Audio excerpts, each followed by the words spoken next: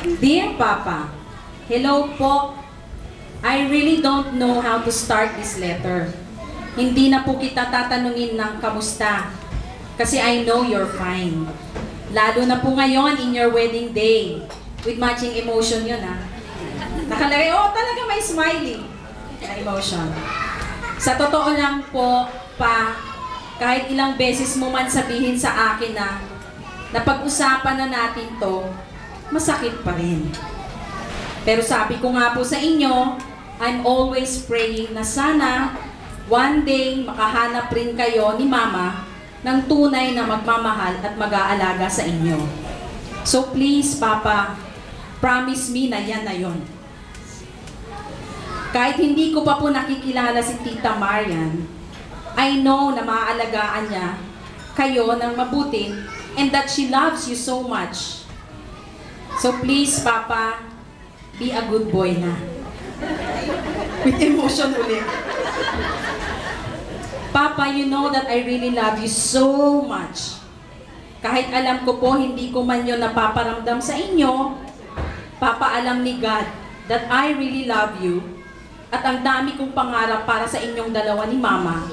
Gusto kong ipagpagawa kayo ng bahay. Open and close parenthesis, separately. Oo nga, hiwalay nga. Ay, maniwala ito mga ito. Nakalagay po separately. Meron. Sige, ikaw ang prepa, di ba?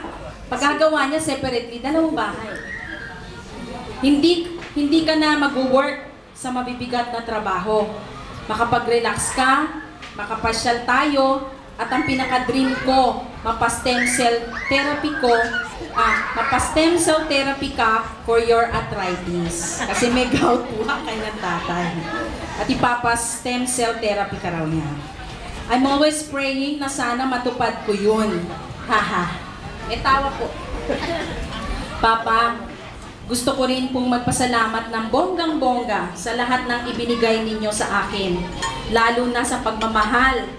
Kahit na we can't share kisses and hugs online or in the phone, in your words, I felt it. And sobrang thank you din po for being a good provider. Ang dami dyan na pag ganito na ang status ng pamilya, wala nang pakialam. Pero kayo, Papa, talagang ramdam ko ang pagsisikap nyo na maibigay lang ang mga needs ko at kadalasang may luho pa. Hindi ko man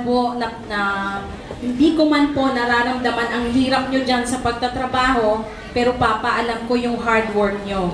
Kaya sobra-sobra talaga ang thank you ko. Yung thank you po, capital letter. Lagi kong sinasabi na thank God kayo ang parents ko. Kahit hindi na tayo happy family, masaya pa rin ako pagkausap ko ang bawat isa sa inyo. Hanggang dito na lang po, Papa. Smile emotion.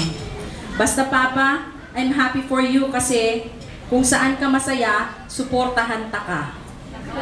Oo nga. I love you, Papa, and I really miss you. P.S. Please, wag po kayong magduda sa pagmamahal ko. Only God knows.